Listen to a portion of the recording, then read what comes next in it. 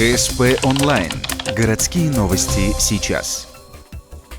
Пятница, 12:00, Конгресс-холл УГТУ. Подготовка к первому конкурсу «Вокал Radiance». Репетиция конкурсантов. Совсем скоро эти девушки и юноши выйдут на эту сцену, чтобы показать свое умение перед именитым жюри из Москвы и Петербурга. В жюри у нас будут сидеть реальные специалисты. В каком плане реальные специалисты? Да? Это люди, которые закончили специальное музыкальное образование в московских и в питерских вузах. Они также посещают конкурсы российского, международного уровня. У каждого из них есть свои школы, свои студии.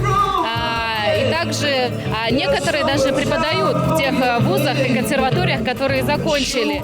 Ксения реализует этот проект с известной в городе вокалисткой Анеш Джанилидзе. Идея девушкам пришла уже давно. Будучи певицами с самого раннего детства, они прекрасно знают, как важно выходить на конкурсные площадки и одновременно, как это непросто. Поэтому решили, что называется, облегчить жизнь всем вокалистам и устроить конкурс прямо у нас. Многие уже оценили. У нас будет участвовать 5 человек.